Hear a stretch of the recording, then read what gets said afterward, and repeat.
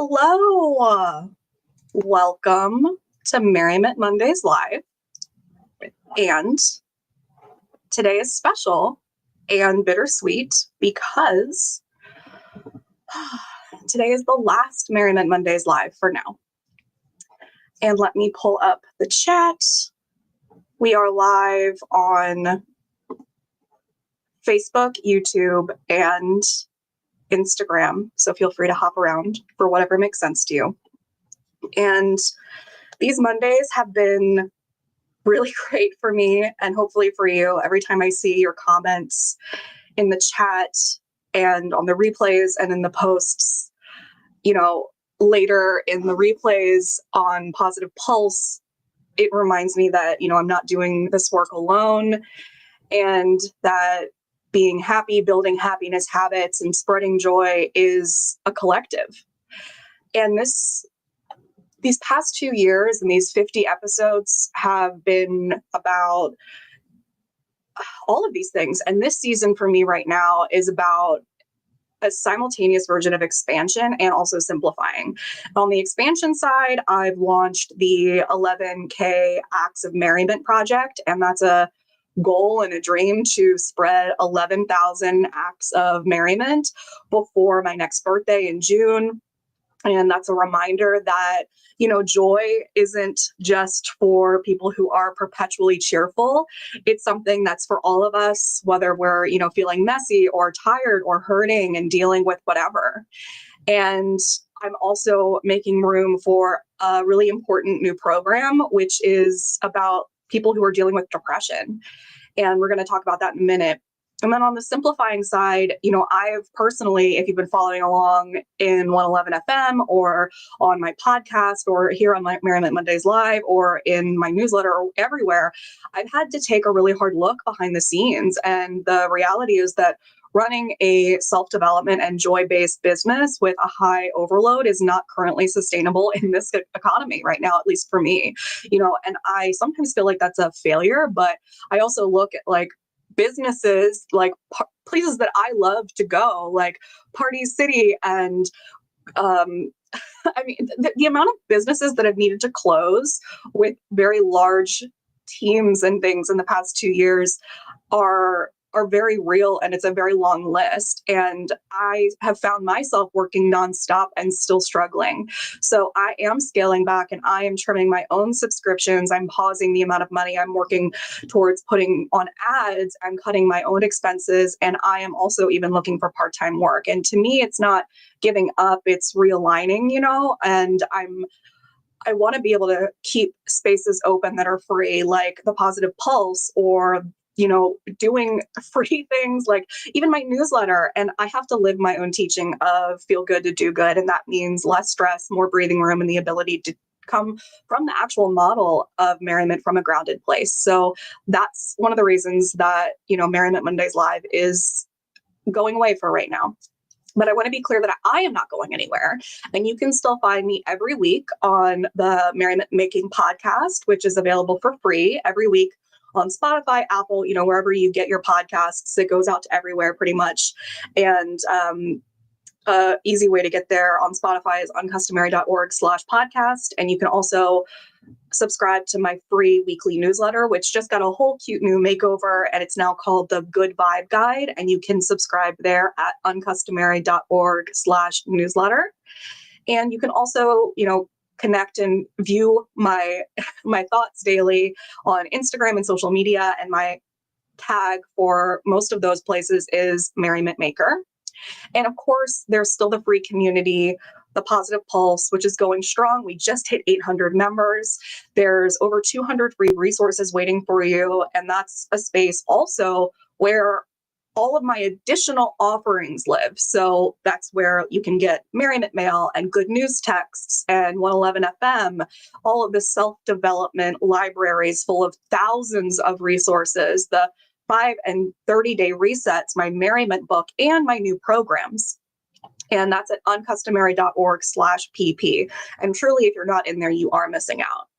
And I say that as somebody that, if I found this, I'd be like, holy crap, I'm really genuinely excited to find this. And since today is a special day, I also want to let you know that there is a little bonus that's been happening. It was a little flash sale inside of the Positive Pulse, and it's the 5-day reset. It's a great deal. It's normally only $15, but until 6 p.m. today, Eastern time, it's only $5, which is 67% off. And that reset is perfect for people like just trying to kind of reset your brain, do a little bit of a quick shift when life feels heavy. It's not a giant overhaul. It's just a reset, no pressure, 5 days, simple science-backed practices, just 5 minutes a day. Helps you feel lighter, calmer, more grounded, and you get micro lessons that actually stick. There's a confidence pep talk bonus. There's an EFT session to help you feel stress relief in there, also a bonus. And people who have done it have said that they feel more energized, they feel more inspired, and they feel grounded just after a couple days. And you have access to it forever. So if you want to grab it, go over to the Positive Pulse. And these are the kind of like surprises and discounts and things that you'll get just for being a part of the community. So just to recap, the podcast is a place where you can still find me, and we go deeper into like storytelling and philosophy. And the newsletter is a weekly kind of care package where you get joy horoscopes and affirmations and tips and the light delivery and updates on my upcoming events and things. And then the Positive Pulse is kind of like our home base where you can gather and make the potential of 800 new friends and free resources that are still updated weekly. Okay, and speaking of new programs, I have something that I wanted to tell you about that I've been working on, and it's called Everything Sucks, Now What? So I know that so many of you have been telling me for years that you're tired and you're burnt out and you're just numb. So that's why I made this. If you are feeling depressed and burnt out and disconnected and just like, I'm over this, this is something that might really help you. It's not here to fix you. It's not here to push you into forced positivity. It's just kind of giving you a place where maybe you can feel more alive. And it's because you're not broken, but we can kind of identify that systems in the world are, and they are really kind of making it a lot harder for us to feel alive and connected, and adulting is hard, right? So it's a weirdly comforting, self-paced experience for people who, again, numb, over it, done, disconnected, depressed. It's not therapy. And it's not toxic positivity. It's just a soft, strange place. We're going to be talking about existentialism. We have existentialism crisis guys. We are going to explore philosophy that actually feels really useful. We're going to talk about optimistic nihilism and how to make your own meaning. We're going to talk about absurdism, and you're going to get creative exercises, rituals, and existentialist survival guide that's already there. Even when you join on pre-sale, there's playlists, there's journaling, there's voice notes, there's a Scream into the Void hotline. It's honest, it's weird, and it's like helping you really just to feel a little bit more alive. So it's on pre-sale right now. It's very discounted, and there's even payment plans, and it's going to officially begin on October 5th, but you can find all the details inside the Positive Pulse, uncustomary.org/pp. Okay, so what else did I want to say before we get into this? So yeah, the also, again, just the real truth of all of this with me scaling back and moving forward is that the more I am supported as an entrepreneur through programs like, Everything Sucks or 111 FM or the 5-day reset, even for just for $5, the more I can stay here with you, the more I can create free spaces, like even doing something like this live show or the Positive Pulse in my newsletter, which do cost money for me to be able to provide free resources. So when you do choose to buy small, not just with me, but to support the things that you want to see that are free, you are helping keep joy sustainable, not just for me, again, but like for this whole community and for other entrepreneurs. You're not just buying a course, you are co-creating a ripple effect. And when you invest in my work, you're not just buying a program, you're like helping to buy me time and energy and breathing room so that I don't have to get a full-time job and I can put energy into this. And that means more kindness, more community, and more of these kinds of offerings for all of us. So yeah, this is the last Merriment Mondays live for now. And today's theme is They Might Judge You, Do It Anyway, in regards to how we can spread joy in public spaces specifically. And I I want to remind you that boldness belongs everywhere in every zip code. And I want to thank you so much for being here with me on Mondays and for showing up and for being a part of this. I don't want to call it an experiment, but this, episodic situation. And know that we're not saying goodbye. I'm still here, like I said, and I want you to stick around. I want you to join the Positive Pulse. I want you to be active in there and to go sign up for the newsletter, the Good Vibe Guide, and to come listen to the Merriment Making podcast and all the other places that joy continues to ripple out from me in the ways that I can. And now let's go into today's lesson. So if you have any questions, please drop them in the chat. Talk to me. This is our last day to do everything live here. So we tend to think of happiness to, I don't know, maybe it's like, especially when it comes to spreading joy, location specific. I've done things where I've talked about how people will say like, it's easy for X to do this because they're living in a city or a larger location. And there's even podcasts about like how to kind of reframe your narrative around living in a small town or how to find resources in your city. And I recommend going to listen to those. And you can maybe find it easier to be bold in a larger city like New York or Austin or LA. And even from my personal experience of traveling, I have noticed the way that I get looked at differently when I go to a small town, for sure. That is absolutely true. But joy it's not limited to a specific city. It's the way that we approach stuff. It's chalk dust on your fingers and putting googly eyes on a trash can. Sorry.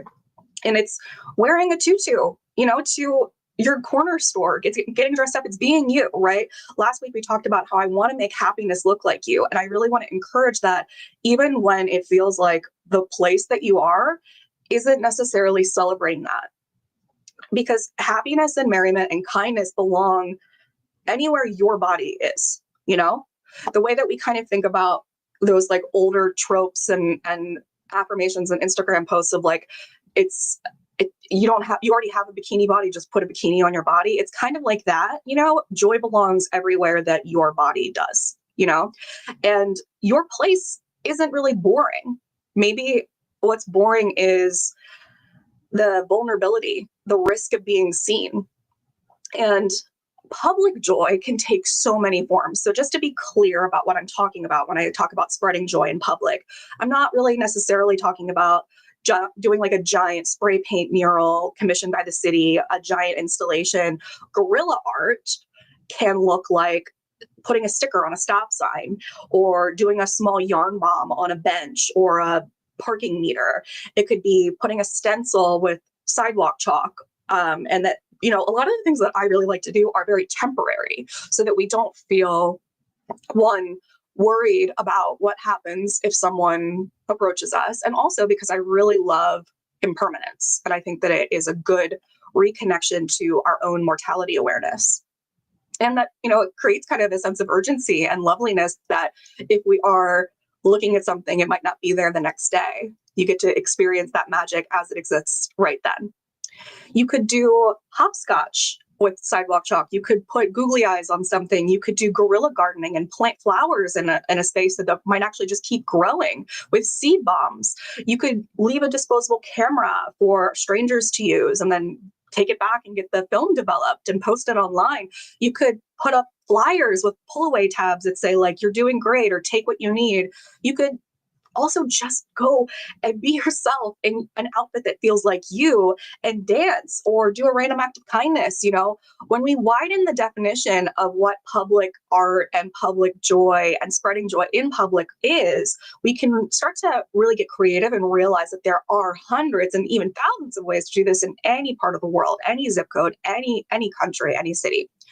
So before I go on, if you're here or if you're watching later, you can maybe tell me what's the boldest or most colorful or most you thing that you've ever done or seen in public.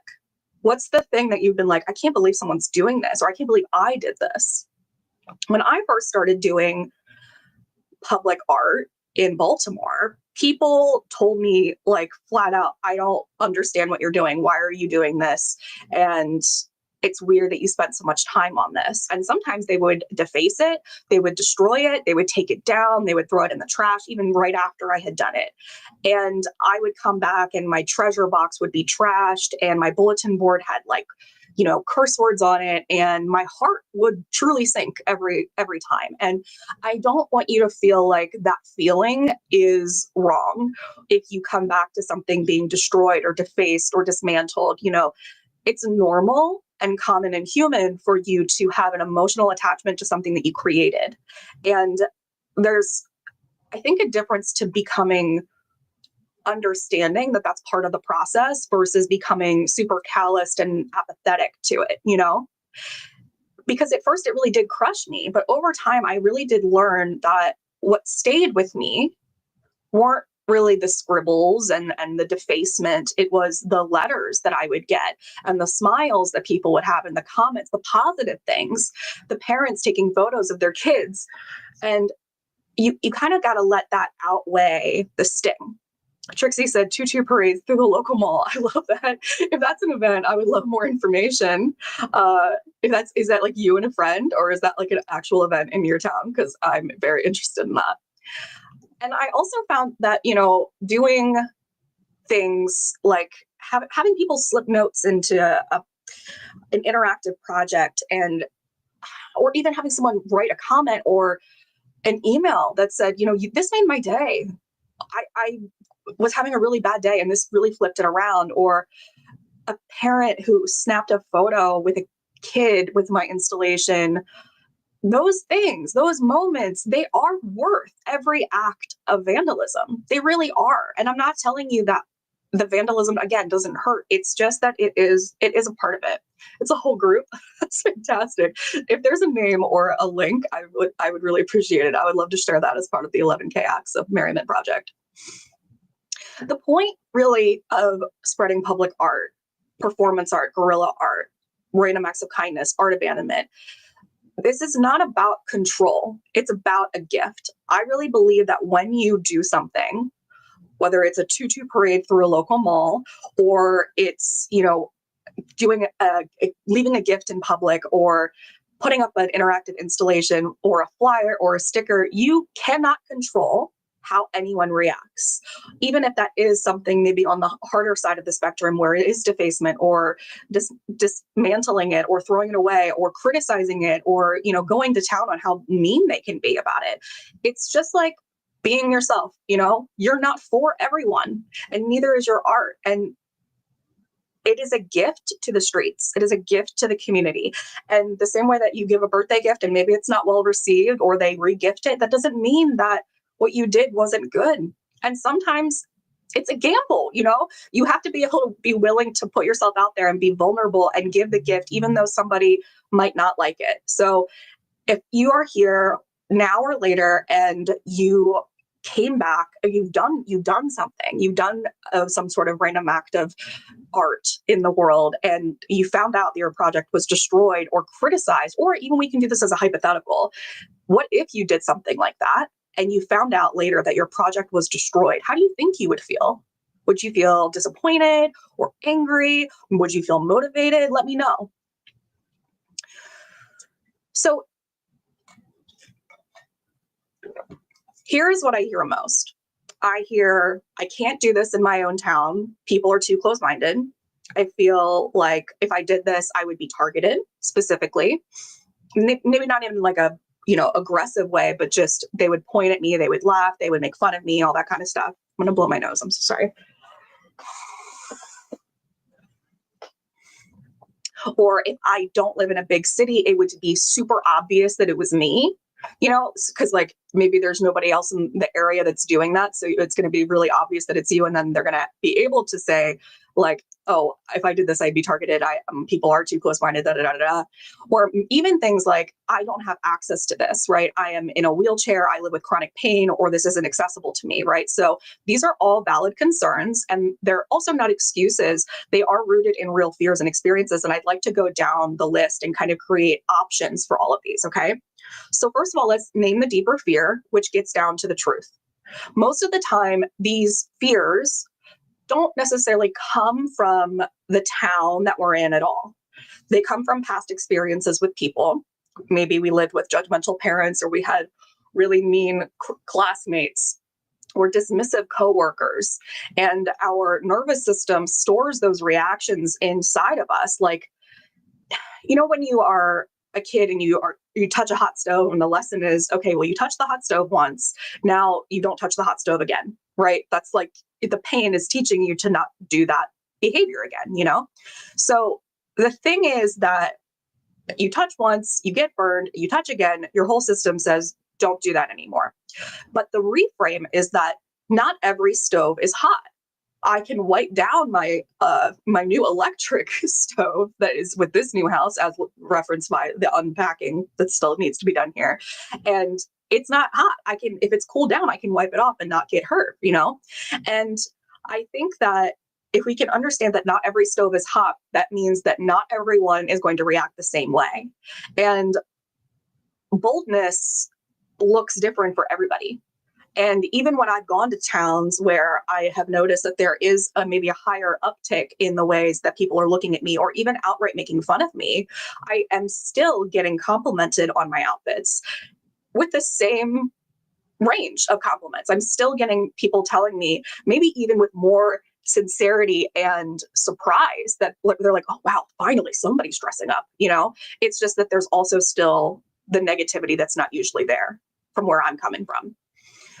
So if your mobility is limited, art can still happen in many ways. You can do things digitally, first of all. I mean, we're living in a time of insane opportunities for digital creativity. You can do creative memes and posters and hashtags from a seated position, or you could do window art from your house. I mean, I remember when COVID hit, the amount of creativity that was happening and people utilizing their windows as museums was so fun for me. I got to see people finally realizing that that was an option. I love that.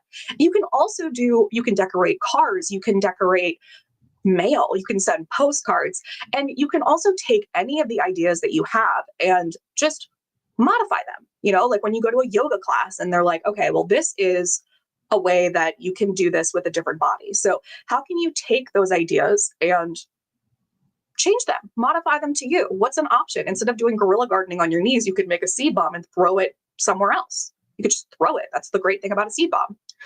And if your safety is a factor, like maybe you're in a place or you are the kind of person that you feel like would be targeted. So when I say targeted, I am recognizing the fact that a lot of the times when I have done guerrilla art, I live in Baltimore, and it's not exclusive to Baltimore, obviously, but I have done things that are technically actively illegal, right? When you put up a sticker or you are going through a place, like there are things that through guerrilla art, even if it's temporary, that could be considered, if someone really wanted to, trespassing, loitering, defacement of property, right? And I've talked about this in blogs and articles and podcasts before, where I have been doing something that is technically considered illegal. It's not like at the top of the priority list, but technically illegal, right? And I'm a white girl that dresses like a child. And I have seen an officer walk past me and then go up to a group of Black people and then frisk them for doing nothing. I'm very aware of the implications of different races and genders. And, I'm just saying that there are things to consider. And also, again, not every stove is hot, right? So we can consider, if you are worried about your safety as a factor, you can choose lower risk mediums like chalk and removable art, right? Things that could potentially not be as high of a radar. And you can also go to lower impact areas. You can start there and you can build up your esteem. And I also have a trick where I'll do something, especially when I first started, I would do something and I would prepare it as much as I could, as fast as I could, very, very quickly. And I would go do it and I would install it super fast. And then I would put all my supplies into a big bag. So if I wanted to document it or observe it right after. I would do it very quickly so that it didn't look like I was doing it anymore. I was just observing it. So if they didn't see me do it, you couldn't say that I was doing it, right? So then it's like, oh, okay, well, I just found this. So the more you can prepare in advance to do the thing that you want to do, whether it's chalk, chalk, I don't even think is illegal, honestly. Again, the only thing that you can kind of look at something like that is trespassing. But like doing something like a sticker, as long as you just do it really fast and nobody sees you do it, then if you put away the remnants of the back of the sticker, they can't necessarily do anything about it, right? Again, there's always outlying factors. Your mileage will vary, and do what feels safe and right to you. However, I just think going with things that are very temporary, doing it quickly, and also don't try to do it in a way that feels sneaky. I think going in the beginning of the day, the morning, and just acting like you own the place is one of the better ways to go through this. And if your anonymity is important and you don't want to be linked to something, definitely don't put your name on it. And you can also lean into community projects where you can just contribute to something. Like, for example, I just posted 2 weeks ago, less than, Operation Merriment, which is a monthly project and event where people can come and contribute to something. And I take full responsibility for that. Trixie's just talking about a tutu parade through the local mall. And like, I didn't even know that existed, but you do have to look, you do have to put in the effort and looking for something. And maybe it's a group mural, maybe it's a collective chalk day. These things do exist. And for example, I just announced that the next bubble parade is actually going to be a different form this year. It's going to be a flash mob where we're all kind of just standing in place, blowing bubbles all at once. And that's happening if you're in the Baltimore area on September, I should know the date. I just announced it. It's September 28th, Sunday. So if you want to come join us for that, please do. But the thing is that we got to get over this idea that kindness, merriment, joy, all these things has to look the same everywhere and for everyone, because it does not. So if you're here right now or later, tell me what's like the thing that comes up for you. What's this, like the block, the fear, the line in your head that's coming up that's saying like, people here are too close-minded. I'm not going to be able to do this. It would be so obvious that it was me or something else. And let's walk through it.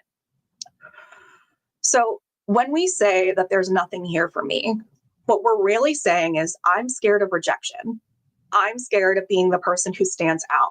I'm scared of what if this actually works, right? So in the episode where I talked about, there being nothing in our town in terms of events or connection or finding a resource that we really want, I talked about how some of that actually comes from a fear that what if we get the thing that we want? What if we find the resource, we find the friend, we find the event, and that means that we'll actually have to continue to show up for it. We're actually going to have to do the thing that we've been saying that we are complaining about for so long, right? We're going to have to show up for a friend. We're going to have to utilize our social skills. And what if then they actually don't like you? Or what if you find the resource for the thing of the, I have endometriosis and maybe there's not a local place or that you can't find a center or a specialist for the thing that you have, but then you finally find it and then there's not the answer that you were looking for. It's going to be really hard to get the treatment, or it's going to be a lot of effort, right? So there's all these things that kind of come up. Like, we're not necessarily always afraid of failure, or we're very comfortable in failure. We're comfortable with complaining. We're comfortable in the comfort zone where we have been, where things don't work out.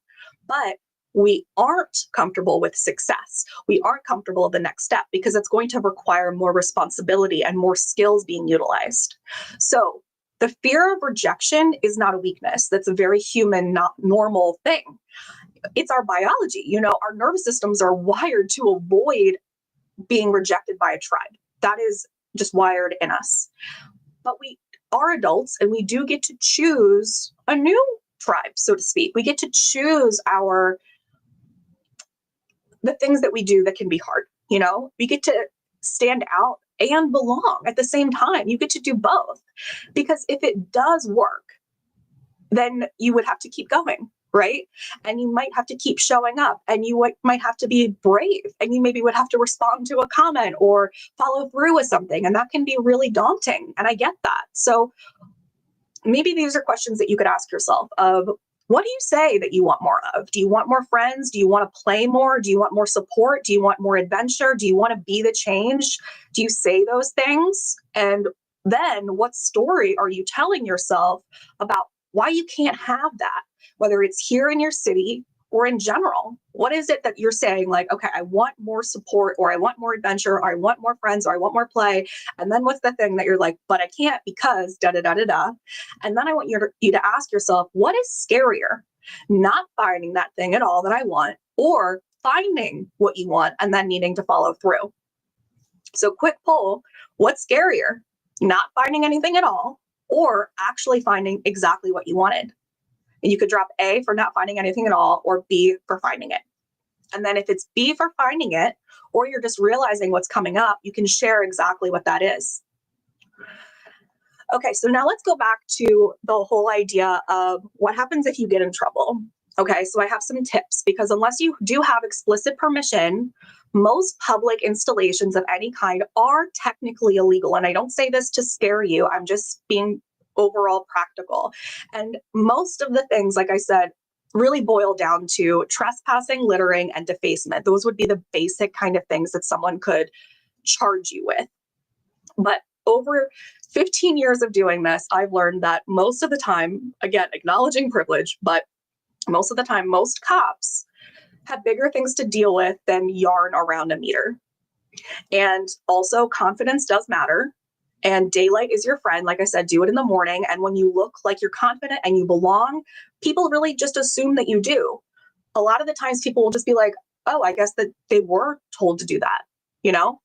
And also, again, working with temporary mediums, chalk, tape, string, things that you can remove in seconds. If it can be cut down, if it can be easily removed, what can they do once it's removed? It's most of the time, it's just about, okay, well, we didn't like this, let's go backwards. So research if your city has any designated spots. When I say that, I mean that in Baltimore, for example, we have a place called Graffiti Alley. Now, I don't really work too much with permanent things like spray paint, but if that's something that you want to try, there's actually a lot of places in cities that have these kind of designated locations for graffiti. And Baltimore is not unique in that way. There is an L-shaped alley inside of Baltimore where the cops have just kind of been like, go ahead, this is a place. And sometimes there's places where, creative locations, creative nonprofits and such will kind of give permission in a way that's like, we encourage this here, And also, I think, again, being prepared and doing as much as you can in advance so that you can install it quickly is very helpful. And also to bring a kit on site with you, just in case there's any like mess ups, or you need to redo something, or you need to act quickly. So that might include scissors and tape and string and extras to resupply something, depending on what you're doing. And then again, bringing the bag to dump all of the supplies into when you're done, so that you can just say, I don't know, it was just here. You also, depending on whether anonymity is or isn't important to you, if you want to have some sort of card that someone asks you, did you do this? And you feel safe telling them, that you can say, this is me and this is how you can find me more. Even if that's just putting the 11K Acts of Kindness website and or hashtag on it, so that you can even blame me. Feel free to blame me. If you are stopped, just stop. Take it down. You can always relocate. I have done that many times. A lot of the time, it's not a cop asking me to relocate. Sometimes it'll just kind of be like someone who's maybe on a janitorial staff who doesn't want to have to clean it up. Maybe it's a security guard. Maybe it's somebody who works in that area. Or even if you just get like a sideways glance, just relocate. Doesn't matter. It's okay. Just play it safe. And again, decide if you want to be anonymous or not. If you want to leave a card or a hashtag, do that. Sometimes I do, sometimes I don't. Both are valid for different reasons. So sometimes the reason that I don't leave a card is because I want to feel like I'm actually just doing a pure random act of kindness, and it's not being kind of traced back to me in a way that is like, oh, I'm doing this for my business kind of thing. So that's kind of why I do it. But if anonymity is important to you, then just go with it. And yeah, I think just think about this as a spectrum, from legally commissioned murals to removable string to high risk graffiti. You get to choose where you stand and start very small. Start with something that feels safest to you and build up your confidence. When I first started, the idea that like I started super calm is not true. My heart would beat pretty fast when I would first do stuff. And I mean, I guess the first few times that I would go, it was in a scared kind of way. And then it was kind of like an adrenaline kind of way. And then over time, I don't feel really most of the time any sort of adrenaline with it anymore. And it's not necessarily in a negative way, it's a comforting, confident kind of way. But things take a while to move past your comfort zone. It does. So just know that even me, when I first started, I was like, oh, this is new. A new experience will give you a rush, sometimes in a very stressful way. And that's okay. Because think about the overall effect that you're giving, right? For yourself and other people. Think about this, like if you are interested in spreading joy, which I'm guessing you are because you're here, would you rather go anonymous? Would you rather go bold? Would you want to sign your name to it? And just go ahead and share that in the chat. And remember again that people are not always going to like what you do. People might deface it. They might question you. And one of the biggest things that I will hear out of everything, and I've done thousands of things at this point, truly, that's not an over exaggeration. The most common thing that I get is curiosity kind of mixed with judgment, if there's anything at all. It will just be like, what is this? I don't understand. Why are you doing it? What's the point? That's usually like the main kind of set of questions that I get, even when I'm hosting an event. What's the point? So you can kind of create some canned responses to that of just for fun, just want to spread joy, just adding a bit of color. Did someone ask you to do this? It's part of a bigger project. You, again, blame me. You can say the 11K Acts of Merriment Project. It's a global initiative. You could say that. You can use that for the rest of time. It's okay. I think it's a really great answer. But once you leave something in public, remind yourself that it is no longer yours. It is a gift. It is the community's. And psychologically, also understand that when people see something unusual, they focus on it. If they are hurting, they are going to project that hurt. And the only way to make something less unusual, less weird, is to do more of it. The more freak flags we fly, the more joy flags we plant, the more normal merriment, kindness, random acts of joy become, So the only real way for us to make this less of a spectacle is for us to do this on a more mass global level. So a really good example to maybe calm yourself and give you a little less stress is little free libraries. So you might be familiar with them. They're actually all over the world. They're these little kind of mostly wooden building kind of things, very small installations that say little free library, and people will put books in them. And the idea is that it's a completely free exchange. You can go up and you can take as many as you want. You can also put in libraries, and there is a website that you're supposed to kind of register them, and then that way they're put on a map and you can find a local little free library. 13 years ago, I remember finding the first one, and it was very new. It was an anomaly. It was not a very common thing. Now I probably see one a day, at least in my city. And I know that that is dependent upon, again, where you live. But my point with all of these is that with little free libraries, 70% of them never get vandalized or defaced. Out of 150,000 across 120 countries. And that is proof that good outweighs the bad. And these things are not really monitored. They are just a true act of kindness, holding books for people to come, take, and exchange. 70% of them out of 150,000 in over 100 countries do not get defaced. That is incredible odds. That is an amazing statistic, and proof that good does outweigh the bad in a lot of these situations. So if you can understand that, then I think going forward, you can kind of help build your confidence. And I know that judgment hurts, but psychologically, most people are not paying as much attention to us as we think that they are. We overestimate how much the world is watching us. And that's actually got a psychological term. It's called the spotlight effect. So if you want to have tools that build your confidence, you can try, the old standard kind of self-development stuff, mantras in the mirror. Boldness belongs here. I belong here. This is going to be received well. You can practice in microdoses. You could, without, going to spread public art, you could try wearing a funky hat.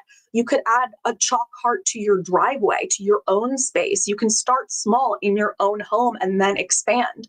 You can also go with a friend. You could do it with a buddy, have a buddy system. Bravery, multiplies in numbers. And you can also try coming to the next Operation Merriment event. You could create one in your town. When people are doing things as a collective, it minimizes the obscurity, the unusual aspect of it, and it makes people trust it more. And you can also reframe judgment. You can understand that when people react, it's often projection. Their discomfort is about them. It is not about you. So remember that rejection sensitivity is real, and resilience grows with practice. So the first sting is the sharpest. The 10th time, you might be able to shrug it off and then just keep dancing, Confidence does not come before the act. It comes from the act. So every time you do something, you can prove yourself that you can do it again. And then you have this list of things that you've done and you're like, oh, I've done that. I can do this again. And it doesn't just come from spreading acts of joy in public. This is something that you can look back on in your life. All of the things that you've done, you can do hard things, and you have. So you can definitely do this, And let's just see, what kind of things do you want to try? What are some public art practices that you're interested in? What do you want to do? And are any of these confidence tips something that you might want to dabble with? And remember that not everybody is going to vibe with public art. I'm imagining that if you listen this far, you are probably interested in it. But if you don't care or want to try it now or yet, that is okay. Happiness is bigger than one medium. Spreading merriment can also mean writing, I don't know, it could mean hosting a potluck or a game night. It could be wearing fun clothes. It can be joining a protest that aligns with your values. It could be mailing an anonymous postcard. It could be coming to the bubble parade or going to a flash mob. It could be starting a community bulletin board online. And there's also little ways that you can do this that I think are really low key, like writing a small note and putting it in a library book. That's no one's gonna be mad at you for that. But don't, again, art is not the only medium. Public art is not the only medium. But I don't want you to skip this act entirely because you're scared. One version does not fit all. And there are endless ways to bring color and fun and joy to your community. And if public art isn't for you, that is obviously 100% okay. But do not skip it because you're scared of being judged. That's the main thing. So you can tell us what's one non-art way that you could spread joy this week. Put it in the comments. So a tiny step of action that you could try to make this doable, again, starting small, is use chalk. Put it on your sidewalk. So much available at the dollar store. Or wearing a fun outfit that's for you. Again, you don't have to dress in colors like me. If you are wanting to bring out your goth or witchy side, do that and do it to a T and an elaborate form and wear that out. Or maybe it's, putting a sticker on your lamppost or putting something in your window. Do it in a small, safe way. And if someone asks you why you're doing it, keep it light, for fun, adding a little color. Thought this spot looked gloomy. It's part of a global initiative to spread 11,000 acts of joy before next June. And again, bring a bag with supplies. As soon as you're done, tuck them away, pull out your camera, and you are no longer the artist. You are just an admiring passerby. And if you try one of these this week, please share it inside of the Positive Pulse so we can cheer you on, and then log it in the 11K Acts of Merriment. So if you haven't heard about the 11K Acts, then I'm going to tell you a little bit about it right now, because this is a movement, really. The 11K Acts of Merriment Project is about proving that boldness and joy belong everywhere. And when you do it, big or small, submit your act to uncustomary.org/11K. Okay. The direct link for the submission is uncustomary.org/11K submission. And every act adds to the map and the tab. Every act helps build the norm. Every time you act, you're not just doing something small in your town, you are helping prove to the world that joy builds up, that it stacks, that it's contagious. And that's what 11K Acts is about. So think about something that you could do where you live, even if it feels too small or too conservative or too boring even. And remember that participating in a project or dancing or smiling to a stranger or complimenting someone, it all counts.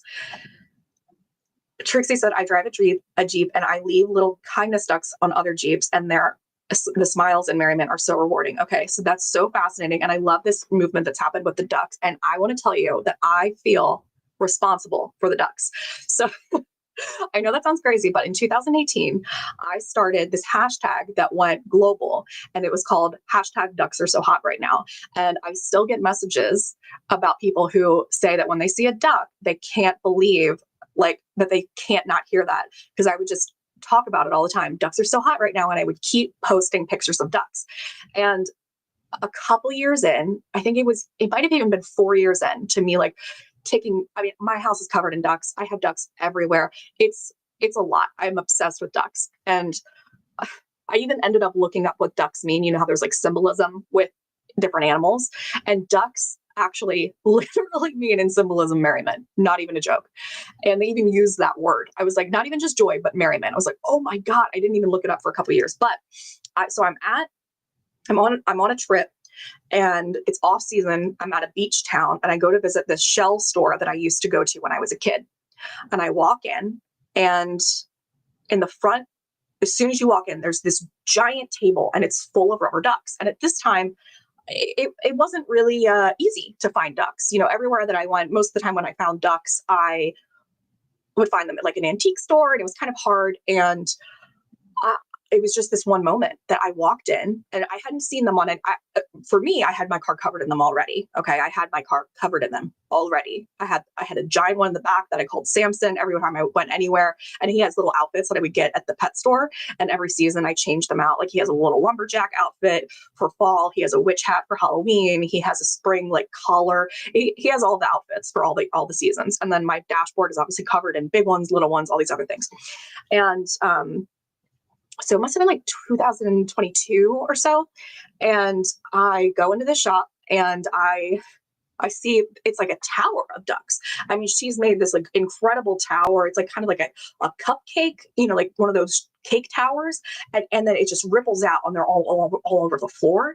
And it was clearly a new thing. I don't know how to explain that. I could just tell that it was new. And I went up to the lady who I've been seeing there since I was 5, maybe younger. And I said, I need to ask you, because I was so excited, because I just screamed, they're so hot right now, because that was my reaction to them. And I went up and I said, why do you have ducks?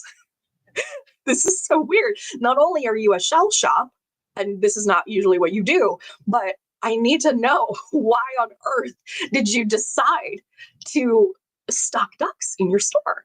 And she said, well, a lot of people who come through here in the summer, they are asking for them because they drive Jeeps, and apparently they're starting to decorate their dashboards with these ducks. And I just smiled so big, and I said, I did it. I don't know how, but I've been manifesting this idea that they were going to come into the public world, and Jeeps were the catalyst, which is so funny because I've always wanted to drive a Jeep. I love the weird community that happens within them, the needing to honk and wave and talk to each other. And it's always been something that I wanted, but my parents wouldn't let me get a Jeep because they said that I took corners too fast and I was going to die. So I'm like, oh my God, I did it. I looked at my friend, and she was like, it happened. And I said, it's going to blow up from here. It's going to blow up, because if this is happening, people start to see them on the dashboards, and they start to come in stores. It's going to happen everywhere. And I know that maybe nobody's going to believe me that this is my fault, my doing, but this is what happened. And then in the next year, they were everywhere. And it's not just rubber ducks on dashboards, but if you go to any site, ducks are now available in packages. They're for different holidays. They're on clothes, they're on Temu and Shein, and they're like an option for Valentine's and stuff. They're everywhere, so much to the point that they might not even be hot right now, in the way that like when you go to a bar as a hipster and then your mom comes, it's like no longer there anymore, right? But and people keep asking me what's the next animal to be hot, and I want it to be hedgehogs so bad, but I think it might be giraffes, and I don't know how I understand this, but I just know. So I just want to let you know that I've had ducks on my dashboard for so long.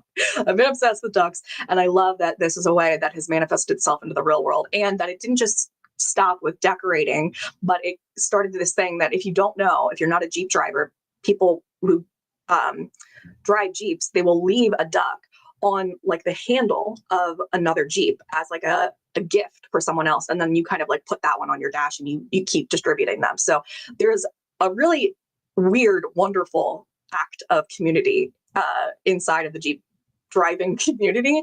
And that's the kind of weirdness and wonder and silliness that I think we can bring to other people in general. And it doesn't need to be exclusive to that kind of, you know what I mean? Like, not, it's great to keep doing it with Jeeps, but I think that we can just keep doing it in general with everyone together. So let's keep it going. And everybody who's here, everybody who's watching later, I want you to do this. I want you to come up with something. I want you to come up with the next fun, silly, wonderful, weird, joyful act that you can do in your town this week, and type it out, and know that not everybody's going to clap for you. You are not for everyone. You're not supposed to be. Some people might judge you. Some people might tear it down, but your acts are a gift. And I want yours to look like you, because the more you put yourself out into the world, the more people can see that happiness can look like you. The same way that I said, like, you don't have to dress in color for you to spread joy. When people see you out and they realize, like, when I dress like myself and I go out and I get asked if it's my birthday and I tell them, no, it's just Tuesday.